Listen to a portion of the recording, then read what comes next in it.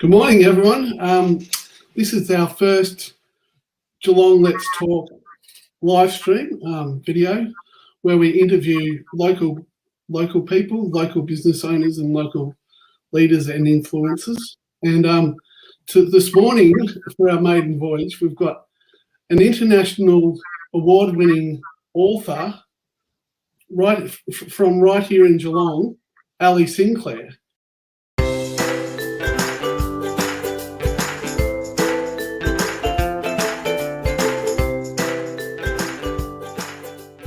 Hello, Alli. How are you? Hi, Matthew. I'm good. Hi, everyone. Now, I've heard that you're a bit of a globetrotter. Yes. Tell us a bit about your background there. Okay, I left Geelong sort of early 20s. Headed off overseas. I lived in South America off and on for about 8 years. Worked as a tour guide, a mountain climbing guide, taught English as a second language as well, and moved back into Australia for a little bit, then moved to Canada for a few years, and then eventually moved back to Geelong in 2010. Wow. I've seen you described as a bit like a Indiana Jones in heels. Where'd that come from? Actually, Raiders of the Lost Ark was the movie that kind of changed the direction of my life. I think I was about 11 or 12. And I fell in love with the movie. I fell in love with the whole archaeology and traveling the world and learning about different cultures. And that really just set me off down a lifelong path of, adventures and immersing myself into different cultures. And so it was amazing how, one movie could change my life. Wow. Now tell us a little bit about your adventures, your probably your most favorite moments in your adventures offshore. Oh, there's so many. I think probably my favorite type of adventure was mountain climbing. There's something really special just about being out in the wilderness for 3 months at a time, and just nothing but snow-capped mountains around you, and a small group of people who you get to know very well, and just it's like kind of pressing pause on the world. It's an amazing experience, and then coming back into a city like, say, Kathmandu, if I was in the Himalayas. It's just such a crazy assault on the senses after, just being quiet for such a long time. And then you come back into this big, crazy city. And it's quite a contrast. Sounds like you've lived the dream with regards to your international adventures. Now, you've had so many epic sort of international moments. What are your ties with Geelong, and how come you decided to come back? I grew up in Geelong born and bred, and I was probably about 18, 19. I was like, you know what, I really want to go out and see the world. I want to go out and find adventures. So I did go and do that, and I loved it, but I would always come back to visit family because my family are still here. And then my kids were born in Canada, and they were quite young. I think they were about 3 or 4. And my partner and I, who's from Geelong as well, said, you know what, it might be time to come back. We really wanted the kids to get to know their Australian family. So that was the main reason that we moved back, because Geelong is such a great place for kids to grow up in. We're close to beaches, we've got lovely parks, great education. So, we just kind of felt that we wanted them to have that experience of growing up in Geelong. Right. Now, you wrote your first book, was it 2013? 2004. Well, I wrote it. Oh, that's my dog. I'm sorry.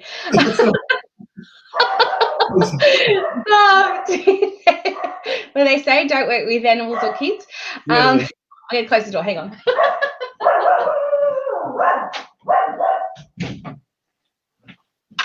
She's madly barking but wagging her tail at the dog. So yes, no, my first book was published in 2014, and that was Luna Tango. Yeah. Okay, and you've written 6 books. You've just released your 6th book now, just Codebreakers. Now, Said earlier. wow, there's a hard copy. Wow, Yeah. fantastic. Yeah, good. Looks good. And you've got a common theme through your books. The common theme is strong women, historical strong women. Is that right? Yeah, absolutely. I love to write stories about, I guess, women who defy society's expectations. So I like to delve into history and find stories about women that may not have been told before. Like, so the Codebreakers, it's about the code-breaking women in World War II in Brisbane. So many of us haven't heard about it before.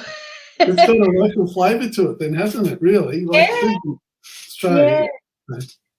Yeah, so I like to, I guess, go back in time and put myself into the shoes of these women and just explore what was life was like back then, the social expectations, how these women coped with, I guess, being slotted into little boxes and those sorts of things. Because like with the Codebreakers, these women were working for an elite organisation, intelligence organisation, and dealing with some of the biggest secrets Australia ever had. Yet after the war, they're expected to go back to the kitchen. So I wanted to sort of explore how they coped with it. So I was really lucky that I actually have met the real code-breaking women. Wow. So I was it's amazing. That's fascinating. They're all in their 90s. Wow.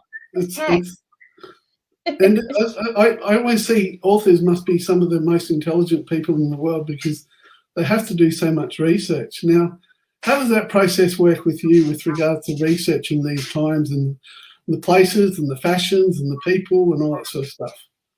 Yeah, I'm a research junkie. That's actually my favourite part. Sometimes the actual writing of the book is the hardest.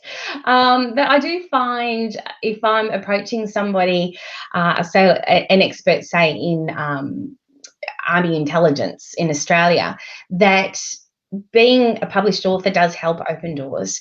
And when you talk to people about something that they love, whether it's their job or a hobby or some life experience, you get so much information because they love it. They've got someone who is listening and really interested. So it's amazing the kind of things that you get told. So I really like to talk to people who've had those experiences, if possible. Obviously, if I'm setting story in 1917 in Paris, that's a lot harder. But there's so many ways you can get information and go back into archives and to sort of really get into the nitty-gritty of life events and what was life like in a certain time period. That's fantastic. I reckon it must be fascinating just interviewing these people and doing the research and stuff. Yeah, it's great. How did you discover that you could write, that you wanted to be a writer? Yeah, it's funny how life takes you down different paths. When I was little, I was always the kid with the head in the book, walking to school. And I just read all the time. I used to write little stories. But then as a teenager and someone in my 20s, I didn't really write fiction at all. But I did keep a lot of travel diaries. So I think the writing was always there. And then I was probably maybe 33 and I had been interviewed about my adventures, and the interviewer said to me, like, have you ever thought about writing a book? And I said, oh, not really. Like, maybe it's passed through my mind at some stage. But that little question, that just set me off down the path. And so I went and enrolled in a fiction writing course, and I just fell in love with it. So, yeah, and then it just kind of moved on from there. You've done quite well because you've won awards. What sort of awards have you won? Yeah, Burning Fields, which is set in 1948 in northern Queensland. That one was voted at number 13 in the top 100 books top 100 Australian books of all time, with Wow. better W. Yeah. That's It was quite the shock. fantastic. Yeah. So, Yeah. so list off, just for the viewers, list off the books that you've written in order, and then we'll get Okay. to the new one. Okay. Oh, you're testing the memory. Okay. Luna Tango, Under the Spanish Stars, Beneath the Parisian Skies, Burning Fields, The Cinema at Starlight Creek, and the Codebreakers. Wow. Cool. Yeah. And you said that, and you mentioned that there's another one coming out next year. So Yes. you're on your seventh. You're on your seventh already. It sounds like. Yeah, and planning the 8th at the moment. Wow. You really are. You're really on a roll, aren't you? Now tell us a little bit of, because our viewers. Well, I don't know anything about publishing or writing books. Tell us a bit about the business of writing.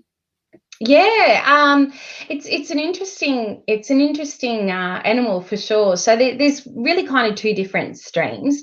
So there's the self-publishing stream where somebody will write the book and they will get it edited, do their own covers, and they'll distribute it themselves. And then there's traditional publishing, which is what I do. So I am with a traditional publisher. So I'm with HarperCollins, and so I have a team behind me, which is fantastic. So I have my editor, I have my publisher who sort of oversees everything.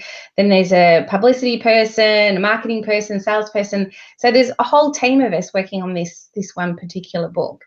And of course, this week being release week, it's all a bit chaotic, but fun chaotic, which is great. But with traditional publishing, most of the traditional publishers won't read a manuscript from someone who has sent it in. So usually you need to find a literary agent, which is someone who represents you. So they're kind of like the gatekeepers, I guess, to publishers. I mean, some publishers will accept a manuscript sent in by the author and they'll read it, but you usually have a better chance if you're working with a literary agent, because by the time the literary agent sends the manuscript into the publisher to be read, we've done a lot of work together to sort of get it to that point where we're going to wow the publisher, because you only get one chance to impress. So you want to make it a good one. So with the business of publishing, there's in my team, I've got a literary agent, then of course I've got my publisher and all their team as well. So, this one book, there's probably 30, 40 people, that have all worked with it at some stage. Yeah. Good team you got there. Yeah, Now, I've got an amazing team. I love them. That would have been, with your first book, Luna Tango, that would have been a steep learning curve for you to get through that process. Oh, yes, absolutely. It was a bit of a baptism of fire because my publicity person left 3 weeks before the book came out. But luckily, I have an amazing group of author friends who helped guide me through the process because they'd all been through it before. It was really daunting. When I heard that the book was out, I went down to the local bookstore and I just stood at the bookstore and saw my book on the shelves and I just started crying. And the bookshop owner just come up to me and she's like, "Are you okay?" And I'm going, "It's my book. It's my first book on the bookshelf." And they were so sweet. They took photos and they kind of celebrated the moment with me, which was just amazing. I reckon that'd be quite surreal, I reckon. Yeah. Yeah, you know what? Even after 6 books, I still get such a buzz out of my book out in the wild. Yeah. So, do you have a process or in writing, or do you just sort of you've refined your process over the time of writing all your books, I suppose? Yes, I have, because I only have a limited amount of time these days, and so yes, I have definitely refined my process. So I usually come up with a what if question, so it might be, what if there were female codebreakers in Brisbane? And then I sort of go from there, and